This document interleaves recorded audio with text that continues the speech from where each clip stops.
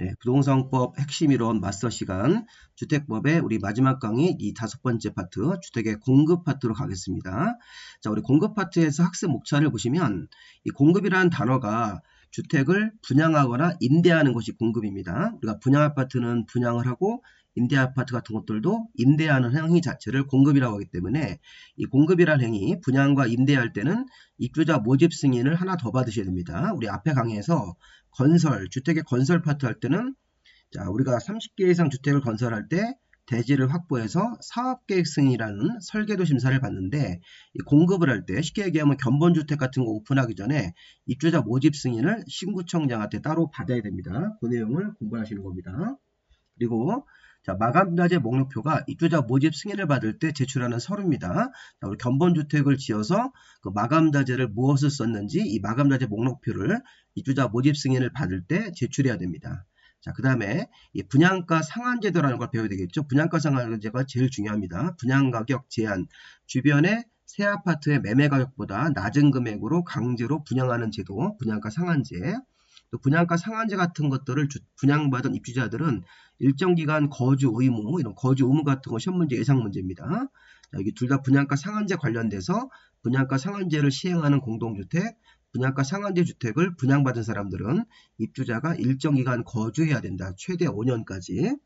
자, 그다음에 공급 질서 교란 금지, 저당권 설정 제한 이렇게 5개의 파트로 할 거고 참고로 우리가 지난 4월 달에 이 투기과열지구나 조정대상지역 쪽은 용어를 바꾼다고 지금 부동산 관리지역 뭐 1급, 2급 이런 식으로 바꾼다고 지금 예고가 나왔기 때문에 그 투기과열지구하고 조정대상지역하고 관련된 전매 제한 규정들은 좀 나중에 따로 개정된 이후에 보충 작업을 하든지 뭐 시험 보기 전에 개정이 안 되면 그거는 이제 그 지금 현재 부분을 따로 보충 강의는 올릴 테니까 일단 여기까지만 보시면 되겠습니다. 자, 주택법상 주택의 공급이라고 하는 것은 이 사업계획 승인을 받아서 짓는 주택하고 이런 복리시설 같은 것들을 분양하거나 임대하는 거니까 첫 번째 포인트는 분양만 공급이다 그러시면 안 됩니다. 분양하거나 임대하는 것을 우리가 공급이라고 생각하십니다. 자, 분양과 임대라는 행위 둘 다 공급에 해당된다. 두 번째, 자, 이게 첫 번째 파트로 들어갔네요. 공급의 의미를 보셨으면 이제 첫 번째 파트가 아까 우리 목차상 입주자 모집 승인을 받고 마감자재 목록표를 제출하는데 이게 다 시험 문제에서 나왔습니다. 자, 지금 양가로 1번 보시면 입주자 모집 승인은 지금 누가 이걸 신청해서 시군구청장한테 견본주택을 지어서 입주자 모집 승인을 받아야 되는데 자, 지금 보면 포인트가 이겁니다. 다음의 경우를 제외한 사업주체입니다. 자, 사업주 중에서 1번하고 2번은 제외하라는 겁니다. 1번하고 2번은 입주자 모집 승인을 신구청장한테 안 받습니다. 입주자 모집을 위한 승인은 신구청장한테 원래 받아야 되는데 이걸 받고 견본주택을 오픈해야 되는데 견본주택 오픈해서 선분양을 들어갈 거니까 근데 여기 1번이나 2번처럼 국가나 지자체, 토지주택공사나 지방공사는 우리 공공주체죠. 국가나 지자체는 행정청이고 토지주택공사나 지방공사는 공기업이기 때문에 이런 공공주체는 입주자 모집 승인을 받지 않고도 견본주택을 바로 오픈할 수 있습니다. 자, 2번도 1호의 공공사업주체가 총지분의 50%를 초과해서 가지고 있는 출자한 부동산 투자회사도 총지분의 50% 넘게 이 공공이 갖고 있으니까 이것도 일종의 공기업 형태라고 보시면 됩니다. 공공이 지분을 50% 넘게 가지고 있는 일종의 공적 성격의 회사이기 때문에 사업주체가 이런 부동산 투자회사가 사업주체가 되어도 입주자 모집 승인을 안 받고 우리 분양 자체를 할 수 있는 것입니다. 시험 문제에서는 이 토지주택공사하고 지방공사를 각각 한 번씩 냈었죠. 토지주택공사가 입주자 모집을 하고자 할 때는 신구청장한테 승인을 받아야 된다고 그러시면 틀립니다. 자, 토지주택공사나 지방공사 같은 공공은 입주자 모집 같은 거 할 때 신구청장한테 승인을 안 받습니다. 자, 그리고 추가로 봐야 될 게 이 복리시설은 신고입니다. 자, 주택의 입주자를 모집을 할 때는 신구청장한테 입주자 모집 승인을 받는 거고 자, 이게 입주자 모집을 하는데 이게 복리시설, 아파트 단지 안에 있는 상가 같은 거 분양할 때는 승인이 아니라 간단하게 신고하는 겁니다. 그래서 복리시설도 공급 같은 거 할 때 입주자 모집 승인을 받아라 그러면 틀린 겁니다. 주택에 대해서는 입주자 모집 승인이고 복리시설 같은 상가 분양할 때는 신고하고 신구청장한테 신고하고 분양을 하면 됩니다. 자, 입주자 모집 승인은 이 공고 순서상 여기 들어간다고 보시면 되겠습니다. 자, 사업계획 승인을 받고 나서 착공 신고하고 우리 공사 착수하는데 5년까지 시간이 있기 때문에 여기 5년이라는 기간 내에 입주자 모집 승인 같은 걸 신청해서 받고 견본주택 같은 걸 오픈하는 겁니다. 그래서 견본주택을 오픈해서 우리나라는 선분양제도입니다. 선분양. 견본주택을 오픈해서 이 청약을 받아서 분양하는 것은 선분양제도이기 때문에 이 선분양과 관련돼서 입주민들이 피해볼 수 있는 사항에 대해서 입주자 모집 승인 같은 것들을 미리 받고 이 견본주택 같은 걸 오픈하도록 되어 있는 것입니다. 그 순서상으로 사업계획 승인을 받고 나면 입주자 모집 승인 신청을 해서 견본주택 같은 거 오픈해가지고 청약을 받아서 분양이 잘 되면 5년 안에 공사 착수가 바로 들어가겠죠. 원래 기간은 이제 5년까지인데 분양이 잘 되면 100% 분양되면 바로 이제 착공이 들어갈 겁니다. 자, 만약에 미분양이 나면 입주자 모집 승인을 받아서 견본주택으로 오픈했는데 이 청약이 잘 안 되는 겁니다. 미분양 나면 다시 이렇게 분양 가격 같은 걸 이제 낮춰가지고 5년이라는 기간 내는 착수를 해야 되기 때문에 이 사이 기간 내에 다시 이렇게 재분양 절차 같은 걸 들어가가지고 이제 분양을 해야 되는 것이죠. 자, 어쨌든 사업계획 승인은 건설할 때 받아야 되는 설계도 심사고 견본주택을 지어서 이걸 오픈하려면 입주자 모집 승인 같은 것들을 받아야 됩니다. 시군구청장한테. 마감자재 목록표 등의 제출, 사업주체가 입주자 모집 승인 같은 걸 받으려면 자, 공공사업주체는 입주자 모집 승인을 안 받으니까 그냥 견본주택을 건설할 때라고 생각하시면 되고 중요한 거는 입주자 모집 승인을 받으려면 사업주체가 자, 견본주택을 지어서 거기에 사용된 마감자재의 규격, 성능, 재질 같은 걸 적은 마감자재 목록표와 견본주택 내부를 촬영한 영상물을 입주자 모집 승인 받을 때 제출을 해야 되는 것입니다. 이거 기출문제 28회 때문입니다. 마감자재 목록표와 견본주택 내부를 촬영한 영상물을 제출해야 된다. 입주자 모집 승인을 받는 경우에 그리고 시군구청장은 이 마감자재 목록표 같은 걸 2년 이상 보관을 해야 됩니다. 시군구청장이 입주자 모집 승인을 내주고 나서 그 이후에 마감자재 목록표가 제출이 들어오면 2년 이상은 보관해야 되고 또 입주자가 마감자재 목록표를 시군구청장한테 열람을 요구하면 공개를 해야 된다. 이런 것들도 공개 의무. 자, 마감자재 목록표가 견본주택에 사용한 벽지라든가 바닥재 같은 것들을 어떤 규격을 썼는지 어떤 성능인지 어떤 재질 같은 걸 썼는지에 대해서 이 목록표를 만들어서 제출해야 되고 시군구청장은 2년 이상 보관해야 되고 입주민들이 열람을 요구하면 이 목록표를 공개를 해야 되는 것입니다. 그래야지 입주민들이 정보 같은 거를 잘 파악할 수 있으니까. 자, 3번 같은 경우는 자, 사업주체가 공급계약을 체결할 때 이제 견본주택에서 청약을 받아서 이제 공급계약을 체결할 때는 마감자재 목록표와 자, 발코니에 이런 피난구 같은 걸 설치하는 경우도 있습니다. 우리 발코니에다가 옆집으로 넘어갈 수 있는 그런 피난구를 평상시에는 막아놨다가 이제 비상시에 그 문을 부시고 들어갈 수 있는 그런 형태의 피난구 같은 게 있는데 자, 마감자재 목록표와 이런 피난구 같은 것들을 발코니에 설치했을 때는 그 정보를 공급계약 체결할 때 제공을 해야 된다. 사업주체가 입주예정자한테.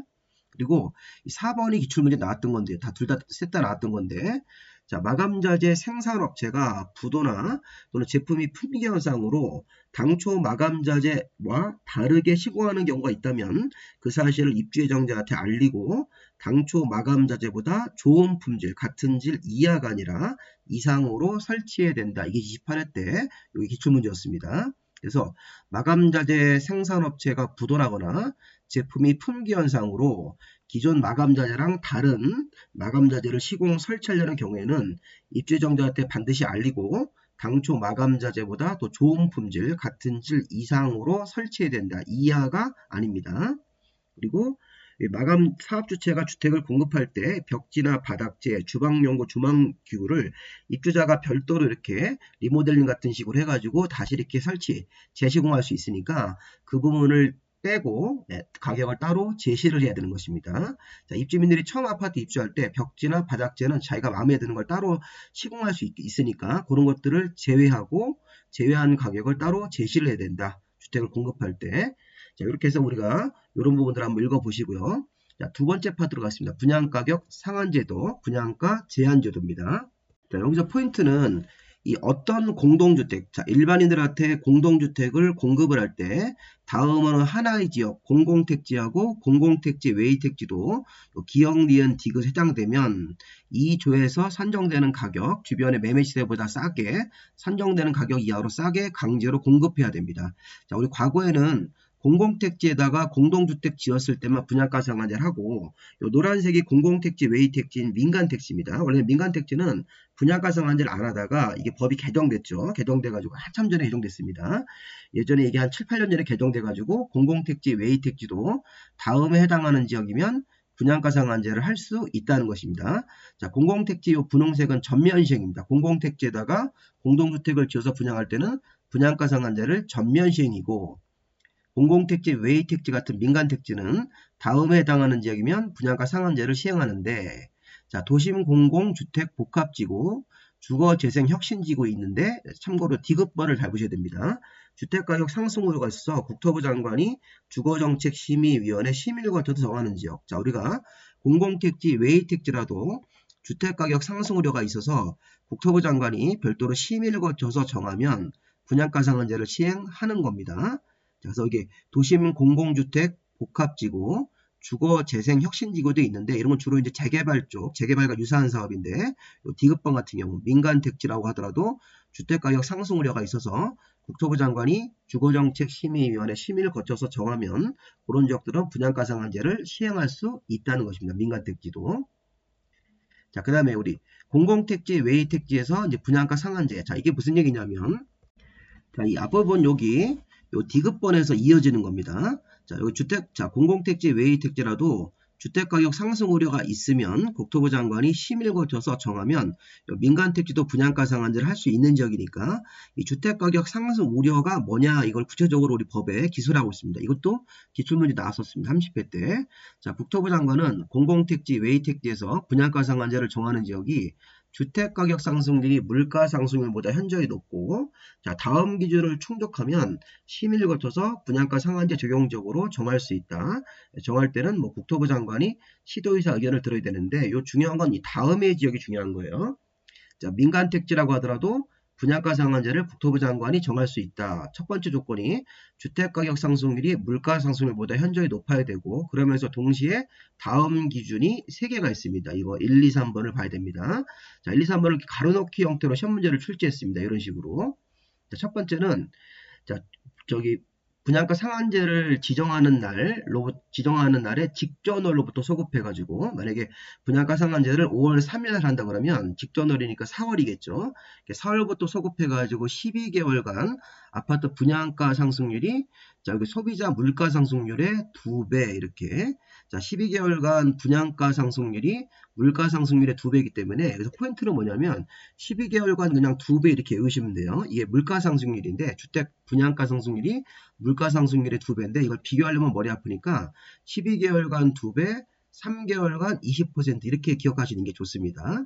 자, 지금 하고 있는 게 민간택지에서 분양가 상한제를 정할 수 있는 지역입니다. 주택가격 상승 우려가 있는 지역이 12개월간 아파트 분양가격 상승률이 시도 소비자 물가 상승률의 2배니까 12개월간 2배 이렇게. 자, 그 다음에 직전월로부터 소급해서 3개월간 자, 주택 매매 거래량이 전년 동기 대비해서 20% 이상 증가한 지역들. 자, 지금 이게 3개월이니까 아까 직전월이면 뭐 4월이라고 가정했을 때 직전월이 4월이면 4월, 3월, 2월 이렇게 3개월간 조사해서 작년도 같은 기간에 비해 가지고 매매 거래량이 20% 이상 급증했다는 게 주택가격이 상승 우려가 있다는 뜻으로 해석하시면 되겠습니다. 12개월간 2배 초과한 지역들 3개월간 여기 주택 매매 거래량이 20% 이상 증가한 지역들. 자, 그 다음에 여기 이제 직전으로부터 소급해가지고 2개월 동안 자, 주택의 청약 경쟁률이 5대1, 국민주택 규모의 소규모 주택의 월평균 청약 경쟁률이 10대1을 초과한 지역이니까 2개월 동안 5대1, 10대1을 초과한 지역이면 여기도 주택가격 상승 우려가 있으니까 민간택지도 분양가 상한제를 할 수 있다는 것입니다. 이런 건 가로넣기 형태로 나올 수 있으니까 12개월간 2배, 3개월간 20% 이상 증가한 지역들, 2개월간 주택의 월평균 청약 경쟁률, 전체 주택의 청약 경쟁률이 5대1을 초과했을 때 국민주택 규모의 소규모 주택의 월평균 청약 경쟁률이 10대1 같은 경우는 여기 5대1을 초과하든 10대1을 초과하든 2개월 동안 이런 현상이 있으면 민간택지도 분양가 상한제를 할 수 있는 지역입니다. 자, 그런데 이제 이것도 중요합니다. 분양가 상한제를 지금 좀 전에 공공택지에서는 전면 시행이고 민간택지도 국토부 장관이 주택가격 상승 우려가 있으면 정할 수 있었습니다. 근데 이게 분양가 상한제를 하더라도 요 1번부터 6번까지 건물은 분양가 상한제를 무조건 제외하는 겁니다. 이거 분양가 상한제를 적용하지 않기 때문에 얘네들은 분양가 상한제를 안 받으면 고급자재를 써서 주변의 매매 시세보다 비싸게 분양해도 된다는 겁니다. 자, 도시형 생활주택 하나, 자, 이거 조심하셔야 돼요. 도시형 생활주택은 분양가 상한제를 적용하지 않는다. 이렇게 무조건 빼셔야 됩니다. 자, 경제자유구역에서 공급하는 공동주택인데 이 위원회가 인정해서 심의 의결한 주택, 분양가 상한제가 필요 없다고 심의 의결한 주택, 경제자유구역 안에서 이 경제자유구역위원회가 심의 의결해가지고 인정하는 주택들. 자, 세 번째 보시면 관광특구에서 50층 이상으로 짓거나 관광특구에서 150m 이상으로 짓는 공동주택도 약간 부유층한테 분양하는 거기 때문에 분양가 상한제를 적용하지 않습니다. 자, 한국토주택공사나 지방공사가 정비사업의 시행자로 참여해서 공급하는 주택, 토지공사나 지방공사가 정비사업, 법정된 정비사업의 시행자로 참여해서 건설 공급하는 주택. 자, 그 다음에 5번 중요합니다. 자, 공공재개발 사업으로 공급하는 주택이면 분양가 상한제를 안 받기 때문에 비싸게 분양할 수 있습니다. 근데 여기 공공재건축은 들어가시면 안 돼요. 자, 공공재건축은 들어가지 말고 공공재개발 사업할 때만. 자, 그 다음에 여기 주거재생혁신지구라는 데가 있는데 이것도 일종의 재개발이랑 유사한 사업입니다. 네, 재개발, 자, 주택 주거재생혁신지구에서 혁신지구 재생사업을 하면서 규모가 10,000제곱미터 이하 소규모 사업이거나 300세대 이하의 소규모 사업 같은 거 할 때는 분양가 상한제를 적용하지 않습니다. 자, 분양가 상한제를 안 하는 것, 도시형 생활주택, 경제자유구역에서 공동주택을 공급하는데 위원회가 별도로 심의 의결을 해가지고 인정하는 것. 그 다음에 자, 관광특구에서 50층 이상으로 짓거나 또는 관광특구에서 150m 이상 같은 거로 공동주택 같은 걸 지어서 분양할 때는. 자, 네 번째, 토지주택공사나 지방공사가 법정된 정비사업의 시행자로 참여해서 공급하는 주택 이렇게 하시면 되겠습니다.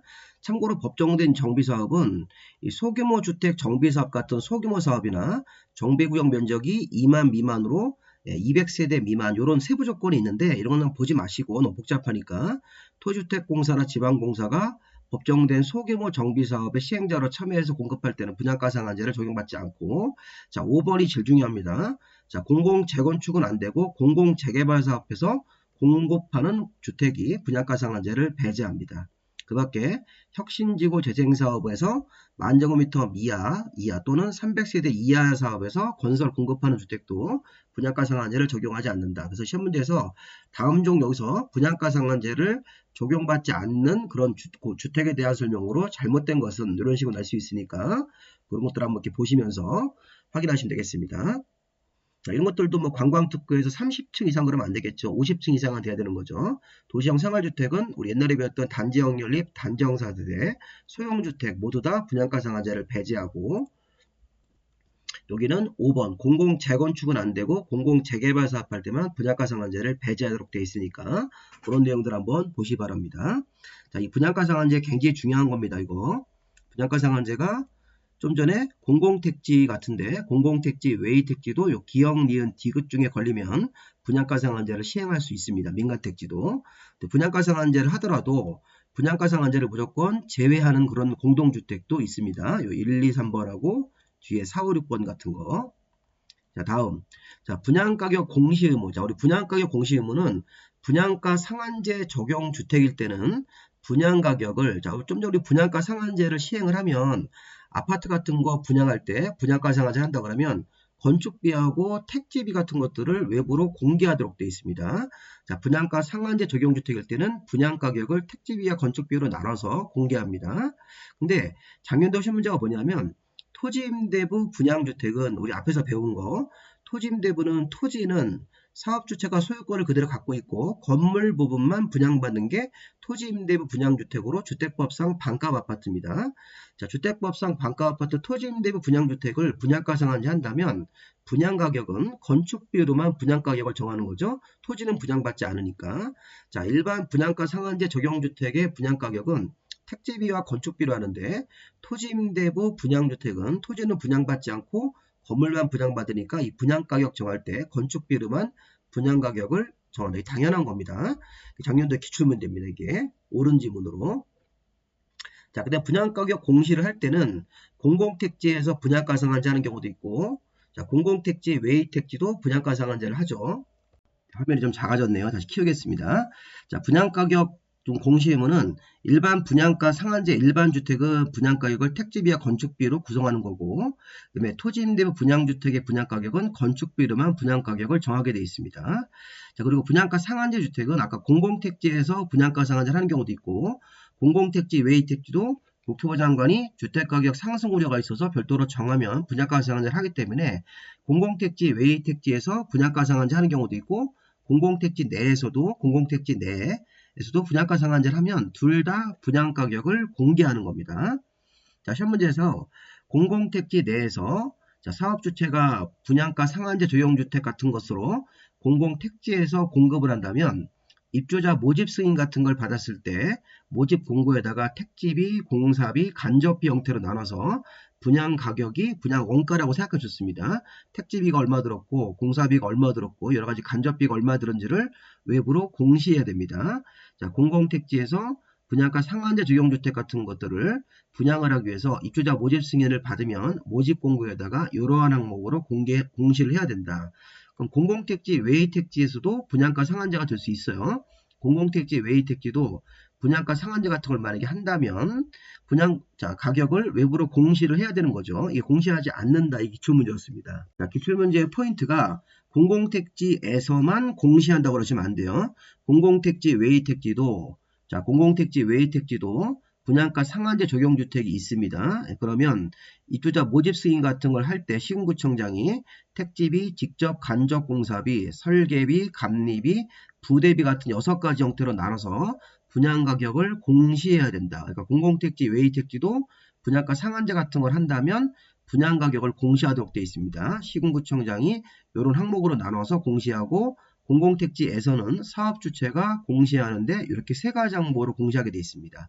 자, 포인트는 뭐냐면 분양가격 공시가 공공택지 내에서 분양가 상한제를 분양할 때 공공택지 외의 지역인 민간택지에서도 이렇게 분양가 상한제 같은 거를 분양을 할 때는 분양가격을 공시하는데 공시의 주체하고 공시의 내용이 조금 다르죠. 공공택지 내에서는 사업주체가 입주자 모집 승인을 받고 나서 모집 공고에다가 이렇게 3가지 항목으로 공시하는 건데 공공택지 외의 택지일 때는 시군구청장이 입주자 모집 승인을 하고 나서 이렇게 6가지 형태로 분양가격을 공시한다. 이렇게 조금 복잡하지만 결론은 뭐냐면 분양가격의 공시는 공공택지 내의 분양가 상한제든 공공택지 외의 지역인 민간택지에서도 분양가 상한제 조형주택이 있다면 그것도 공시를 하도록 되어 있는 겁니다. 둘 다 공시한다. 이게 포인트입니다. 이렇게 해서 보시고 분양가 심사위원회 우리 분양가격이 적절한지 여러가지 공시 내용 같은 걸 심의하기 위해서 시군구에 분양가 심사위원회를 설치 운영하도록 되어 있습니다. 자, 추가로 분양가 심사위원회는 사업계획 승인 신청이 있으면 20일 이내 분양가 심사위원회를 설치 운영하도록 되어 있으니까 사업계획 승인 신청이 있고 나서 20일 이내 분양가 심사위원회를 설치 운영한다는 기간 같은 것도 한번 생각해 보시면 됩니다. 자, 중요한 거는 시군구청장이 분양가 심사위원회를 설치 운영해야 된다. 그 부분을 조금 더 우리가 정확하게 좀 확인해 놓으시면 되겠습니다. 자, 문제 한번 풀어보겠습니다. 자, 입주자 모집 승인과 관련된 여러 가지 세부 내용을 복합적으로 문제를 냈는데, 자, 주택의 공급에 관한 설명이 다 틀린 것은 문제에서 공급이라고 나오면, 자, 군수는 입주자 모집 승인 같은 거 할 때 마감자재 목록표 같은 것들을 입주자들이 열람을 요구했을 때는 공개를 하는 거죠. 이 당연한 겁니다. 입주자 모집 승인권자인 시군구청장은 마감자재 목록표를 받아서 2년 정도 보관을 해야 되는 거고, 2년 이상 보관해야 되는 거고, 입주자들이 이 목록표를 보자고 요구하면 이를 공개해야 되는 거 아까 우리 배우셨죠. 자, 맞습니다. 두 번째, 사업주체가 부득이한 사유로 사업계획 승인 시 마감자재 사업계획 승인 시 마감자재와 다르게 시공 같은 거 할 때는 당초 마감자재와 같은 질 이하, 이거 문제가 있죠. 이렇게 당초 마감자재와 다른 걸 시공 설치하려는 경우에는 기존 마감자재와 같은 질 이상으로 설치를 해야 되는 것이니까 당초 마감자재 같은 질 이하 하시면 안 되고, 쉽게 얘기하면 기존 거보다 좋은 걸 해줘야 되는 거지 나쁜 거 해준다는 거는 말이 안 되는 거니까 2번이 정답이겠습니다. 틀린 걸 찾는 거니까.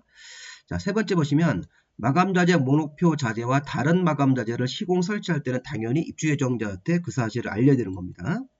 그리고 자, 일반인들한테 공급하는 공동주택을 공공택지에서는 분양가 상한제가 전면적으로 적용되는 거기 때문에 맞는 거죠. 도시형 생활주택은 분양가 상한제가 적용되지 않습니다. 자, 이렇게 정답을 2번으로 보셔야 되겠죠. 자, 2번 문제 보시면 주택의 공급하고 분양가격, 자, 앞에 거랑 비슷한 문제입니다. 자, 분양가 상한제 적용주택은 자, 분양가격을 정할 때 택지비와 건축비로 분양가격을 정하도록 되어 있습니다. 맞죠? 자, 1번이 정답입니다. 자, 이게 토지임대부 분양주택일 때는 건축비로만 분양가격을 정하는 건데 일반적인 주택의 분양가 상한제 같은 것들로 분양을 할 때는 분양가격을 택지비와 건축비 같은 거로 정하도록 되어 있습니다. 자, 2번. 토주택공사가 사업주체가 입주자 모집 같은 거 할 때는 신구청장한테 공공주체니까 입주자 모집 승인을 받지 않습니다. 틀렸고. 자, 사업주체가 복리시설에 입주자를 모집할 때는 신구청장한테 신고하는 거죠. 복리시설 같은 상가를 공급을 하려면 신구청장한테 입주자 모집 승인을 받는 게 아니라 입주자 모집 신고만 하면 되는 거니까 신고를 해야 된다고 되겠습니다. 3번도 틀렸네요. 자, 사업주체는 공공택지에서 공급하는 분양가 상한제 적용주택에 대해서 자, 입주자 모집 승인 같은 걸 받았을 때 분양가격을 공시할 필요가 없다. 이게 아니라 자, 공공택지에서는 사업주체가 입주자 모집 승인 후 자, 모집 공고에다가 분양가격을 공시를 해야 되는 겁니다. 자, 공공택지든 공공택지 외택지든 분양가격을 외부로 공시해야 됩니다.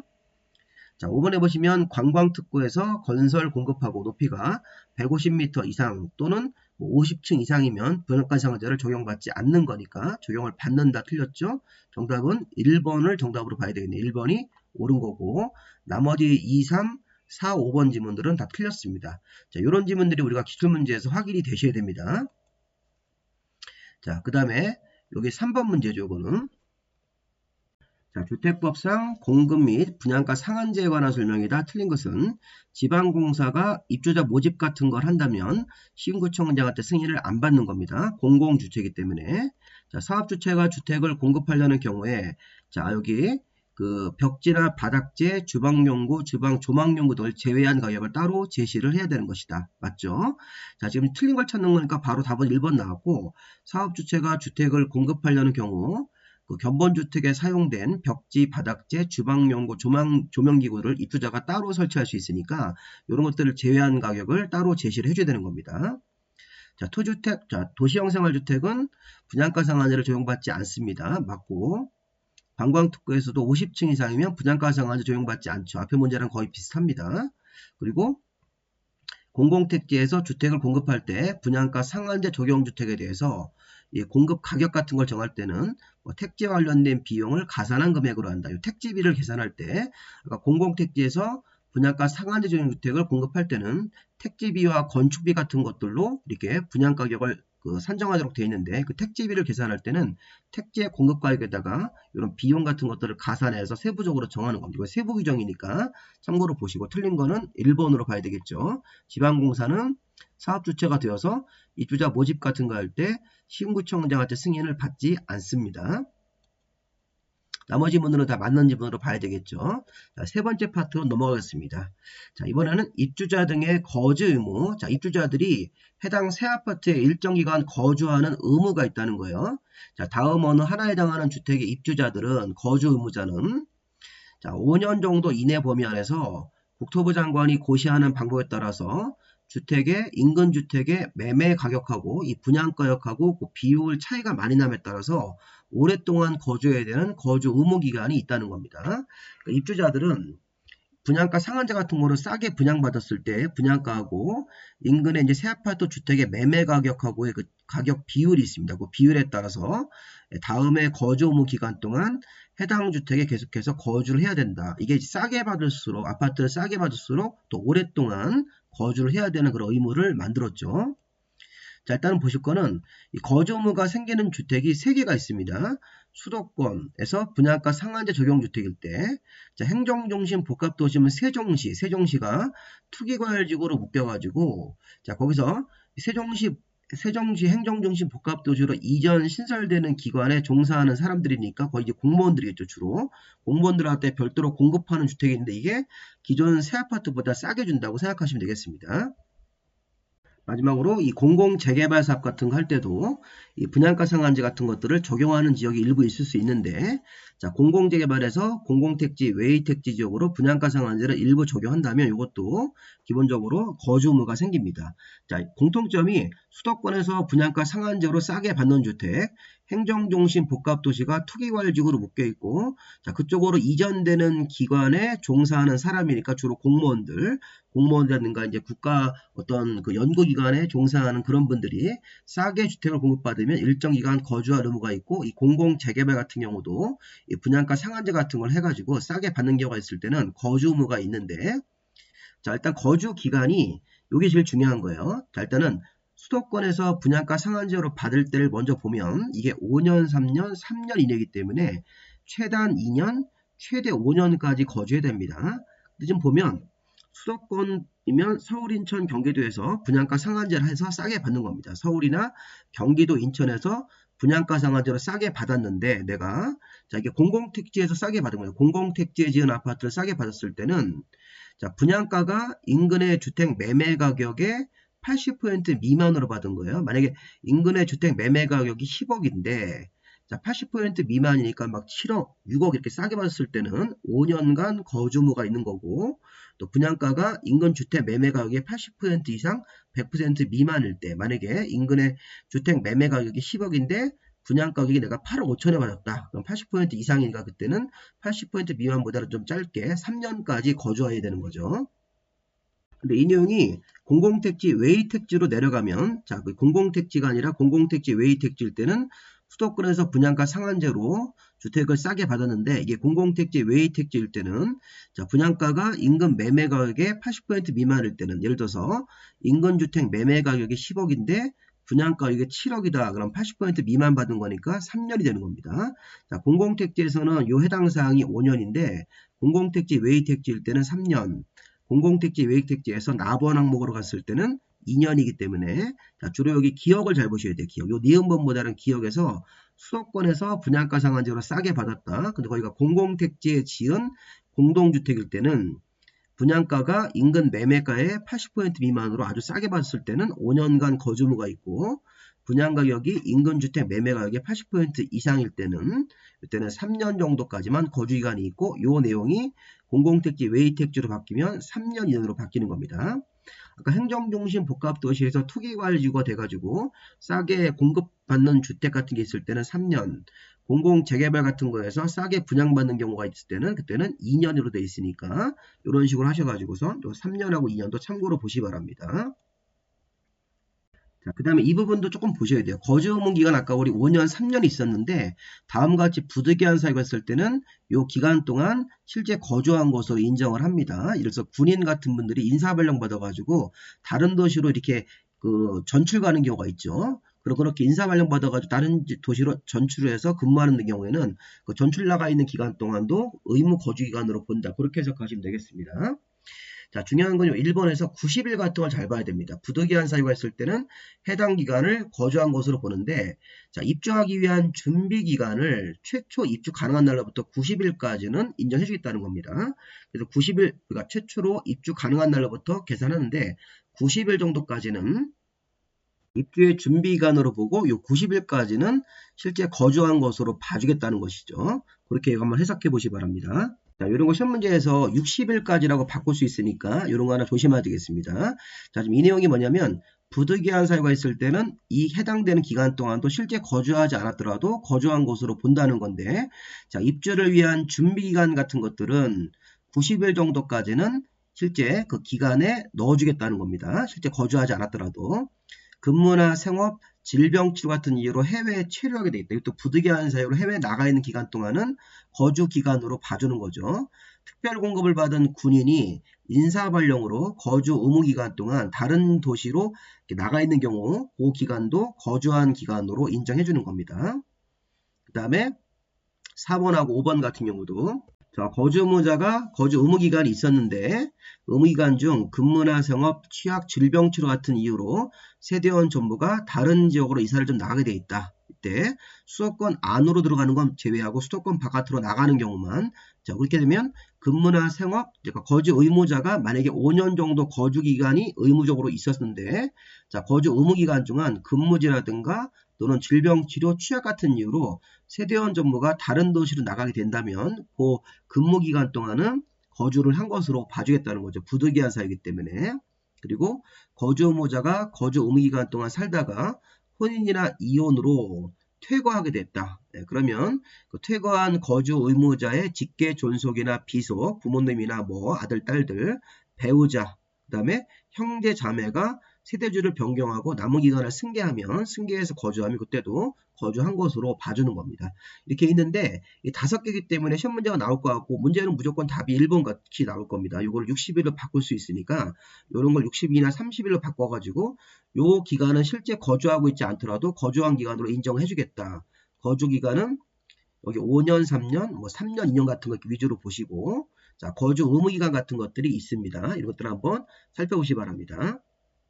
자, 다음은 매입 신청 의무. 자, 거주 의무자가 만약에 5년 정도 거주해야 되는데 정당한 사유 없이 거주 의무 기간 동안 거주를 만약에 이전하게 된다면 토지주택공사에게 우선적으로 매입을 신청해야 됩니다. 자, 일반인들한테 부동산한테 매매하는 게 아니라 일반인들한테 부동산에서 매매하지 말고, 자, 정당한 사유 없이 거주 의무 기간이 지났을 때는 상관없지만 거주 의무 기간 동안은 이거를 토지주택공사나 뭐 공공사업 주체가 있을 때는 공공사업 시행자한테 주택의 매입을 신청하고, 토지주택공사는 위에서 매입 신청 같은 걸 받으면, 자, 의견 청지 14일 이상 의견 제출할 수 있는 기회 같은 걸 거쳐서 특별한 사유가 없으면 주택을 매입을 해야 됩니다. 그래서 이게 정당한 사유 없이 거주 의무 기간을 못 지키고 만약에 거주를 이전한다면 토지주택공사한테 우선적으로 매입을 신청해야 된다. 이런 거를 시군구청장한테 매입을 신청한다고 하시면 안 됩니다. 그리고 매입 비용은 토지주택공사가 3호에 따라서, 자, 이거 2호에 따라서죠. 2호에 따라서 매입을 하는 경우에는, 자, 2호에 따라서 토지주택공사가 매입하는 경우 거주 의무자가 그동안 납부한 입주금에다가 1년 만기 은행의 정기예금 평균 이자율, 1년 만기 정기예금 이자율 같은 걸 적용해서 이자를 계산해가지고 합산한 금액 매입 비용을 지급한 날에 토지주택공사가 주택을 취득한 것으로 본다. 그동안 납부한 입주금만 주는 게 아니라 이렇게 이자까지 가산해서 줘야지만 지급한 날에 토지주택공사가 아까 여기 해당 주택을 취득한 것으로 보는 거고요. 그리고 이거는 거주 부기등기 의무라고 하는 것은 거주 의무자는 거주 의무 기간 동안 계속 거주해야 된다는 사실을 소유권 보존 등기할 때 동시에 이거를 부기등기 형태로 해놓으셔야 됩니다. 자, 이 주택은 거주 의무자가 5년간 거주 의무가 있다는 사실을 이렇게 소유권 등기 갑근안에다가 부기등기 형태로 소유권 보존 등기와 동시에 해가지고 다른 사람들이 알 수 있게 해주라는 거죠. 자, 이렇게 해서 이제 거주 의무자가 거주 기간 내에 정당한 사유 없이 이거를 만약에 거주를 이전하고 팔려면 토지주택공사한테 우선적으로 매입을 신청해야 되는 것들, 관련 내용들 보시면 되겠습니다. 자, 그 다음에 우리 이제 실제 거주하고 있는지 국토부 장관하고 지방자치단체장은 거주 의무자 등이 실제로 거주하고 있는지 여부를 확인하기 위해서 서류 제출 요청도 할 수 있고, 해당 주택에 출입해서 조사 같은 것도 할 수 있고, 필요한 질문 같은 것도 할 수 있게 되어 있습니다. 그래서 이렇게 분양가 상한제 같은 거를 싸게 받으면 이런 식의 의무를 부담한다고 생각하시면 되겠습니다. 그리고 협조 의무가 있는 거죠. 거주 의무자는 서류 제출 요청을 받거나 출입 조사 같은 거 할 때 거부하지 말고 특별한 사유가 없으면 거기에 따라야 되는 것입니다. 자, 네 번째 파트, 공급질서 교란금지. 자, 여기 써있는 1, 2, 3, 4번은 자, 이게 청약통장 없이 주택을 받을 수 있는 증서나 지위라고 합니다.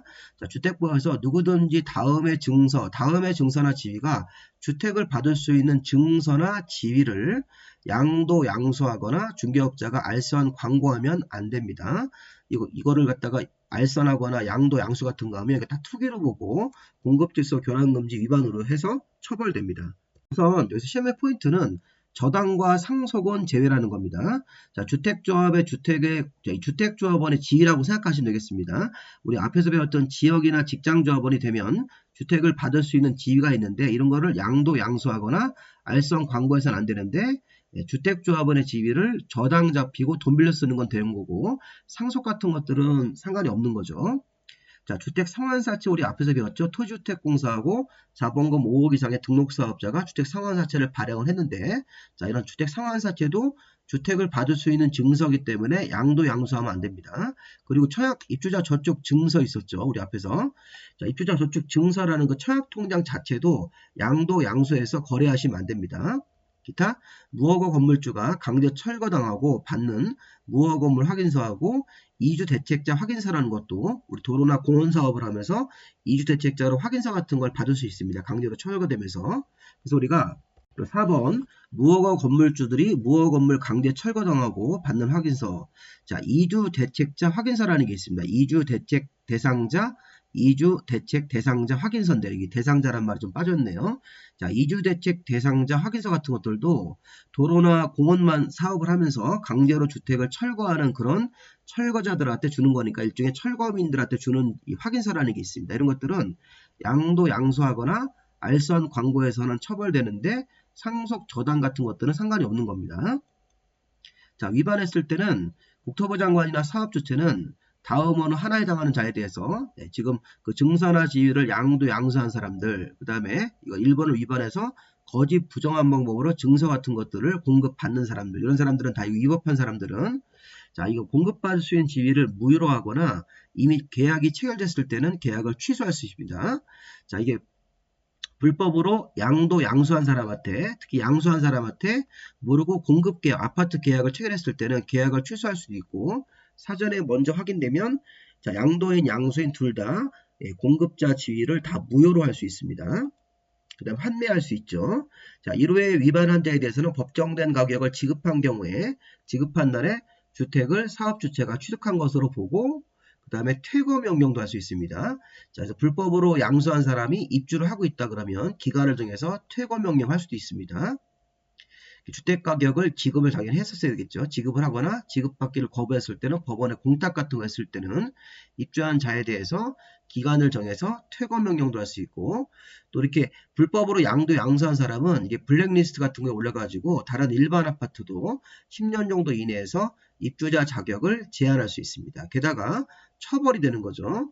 공급질서 교란금지를 위반해서 양도 양수 알선 광고한 사람은 3년 이하의 징역 3천만 원 이하의 벌금인데 다 위반 행위를 해서 얻은 이익의 3배가 3천만 원을 초과하면 그 3배에 해당하는 벌금으로 처벌할 수 있습니다.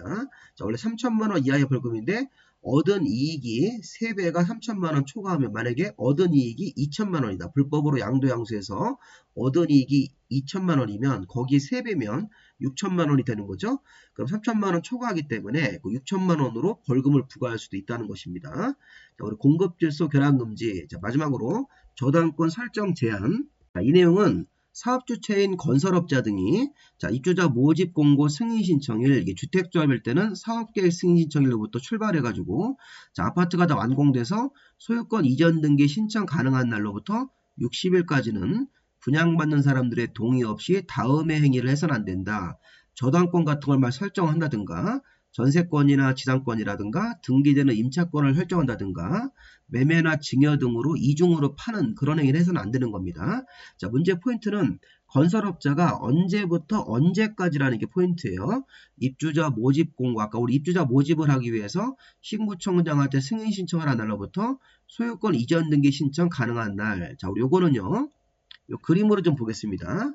자, 저당권 등을 설정 제한하는 거 언제냐면 자, 사업계획 승인 신청하고 그 다음에 입주자 모집 승인 신청이 좀 뒤에 나올 겁니다. 자, 입주자 모집 승인을 신청한 날로부터 시작해서 자, 이게 입주자 모집 승인 신청해가지고 이 승인이 나오면 견본주택을 오픈해가지고 모델하우스에서 청약을 받아서 분양이 다 끝나면 계약금, 중도금 같은 게 들어오고 잔금이 들어올 동안 아파트는 지어집니다.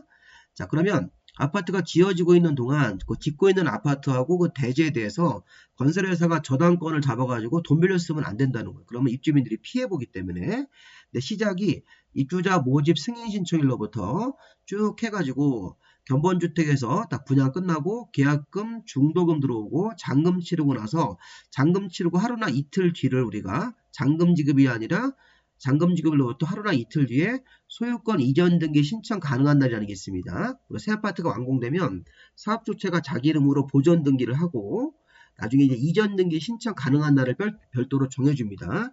여기 보시면 소유권 이전 등기 신청 가능한 날부터 60일까지죠. 그러니까 입주자 모집 승인 신청일로부터 이전 등기 신청 가능한 날로부터 60일까지는 건설업자 사업주체가 저당권 같은 걸 설정하면 안 되는 겁니다. 다시 한번 글씨를 보시면 입주자 모집 공고 승인 신청일로부터 소유권 이전 등기 신청 가능한 날 사업주체가 입주 예정자한테 통보한 입주 가능한 날입니다. 이게 잔금 지급일이 아닙니다. 소유권 이전 등기 신청 가능한 날이 입주 예정자한테 통보한 입주 가능한 날로부터 60일까지는 분양받는 자의 동의 없이 다음 행위를 해서는 안 된다. 저당권 같은 것들의 설정, 전세권이나 지상권 같은 거, 등기되는 임차권을 설정하다든가 입주민들이 입주해야 되는데 여기 임차권 같은 게 들어와 있으면 안 되는 겁니다. 입주민들이 입주해야 되는데 이중으로 매매해서 다른 사람이 막 또 들어오고는 안 되는 거니까 이런 행위를 하면 사업주체가 입주민들한테 피해 준 거기 때문에 2년 이하의 징역 2천만 원 벌금입니다.